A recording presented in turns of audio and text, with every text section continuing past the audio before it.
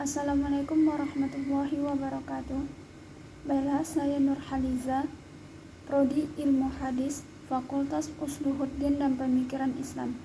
Baiklah, saya di sini akan menjelaskan tentang sumber ajaran Islam yang kedua, yaitu hadis, sebagai tugas dari mata kuliah pengantar studi Islam. Pembahasan yang akan saya bahas di sini yaitu pengertian tentang hadis, perbedaan antara hadis dan sunnah, wilayah kajian hadis, dan ragam metode hadis. Poin yang pertama yang saya akan bahas yaitu pengertian tentang hadis. Seperti yang kita ketahui bahwa hadis merupakan sumber ajaran Islam yang kedua setelah Al-Quran. Hadis menurut bahasa yaitu sesuatu yang baru. Sedangkan secara istilah atau secara terminologis, hadis adalah segala sesuatu yang disandarkan kepada Nabi Muhammad SAW, baik berupa perkataan, perbuatan, pernyataan, dan seterusnya. Poin yang kedua yaitu perbedaan hadis dan sunnah. Ditinjau dari segi bahasa, hadis merupakan sesuatu yang baru, sedangkan sunnah berarti at-thoriqoh atau jalan yang baik atau yang terpuji ataupun yang tercela. Sunnah adalah segala sesuatu yang disandarkan kepada Nabi Muhammad SAW, baik berupa perkataan, perbuatan, dan takrir, baik sebelum Nabi Muhammad SAW diangkat menjadi rasul maupun sesudah Nabi Muhammad SAW diangkat menjadi rasul. Jadi perbedaan hadis dan sunnah ini yaitu seperti yang telah dijelaskan Bapak dosennya kemarin, yaitu kalau hadis itu lebih ke redaksinya, sedangkan sunnah yaitu lebih ke prakteknya. Sedangkan menurut sumber yang telah saya baca yaitu perbedaan hadis dan sunnah karena masing-masing mempunyai kepentingan yang berbeda dalam memandang figur Nabi Muhammad SAW.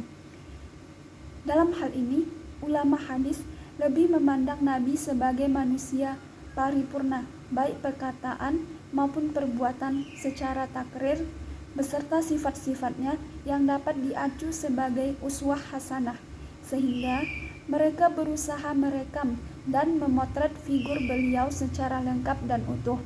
Sedangkan ulama ushul lebih memandang figur Nabi Muhammad SAW sebagai musyarri, yakni pembuat undang-undang di samping Tuhan, sehingga pengertian sunnah bagi mereka hanya dibatasi pada perkataan dan perbuatan serta ketetapan Nabi setelah beliau diutus menjadi rasul yang berkaitan dengan hukum.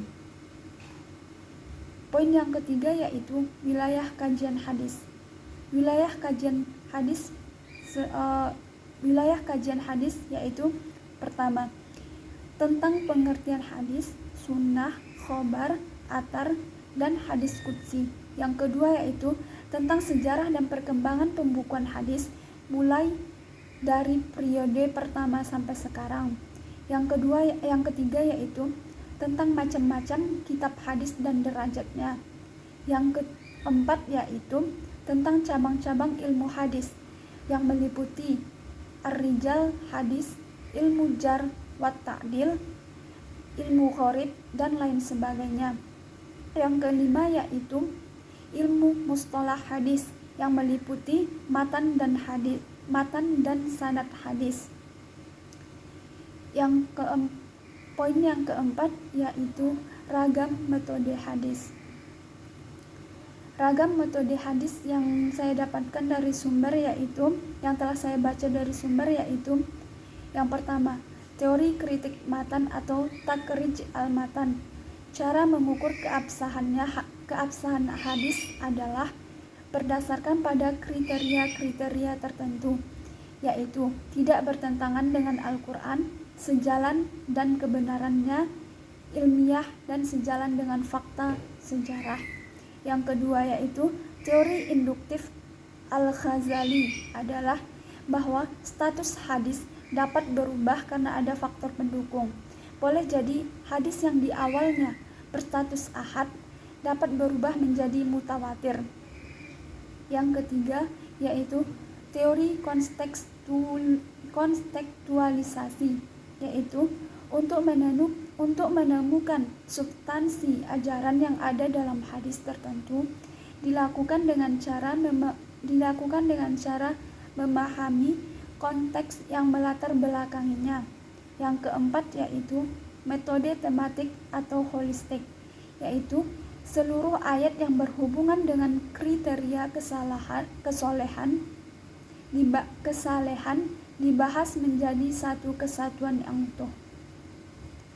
Sekian penjelasan dari saya. Mohon maaf jika ada kata-kata yang salah. Wassalamualaikum warahmatullahi wabarakatuh.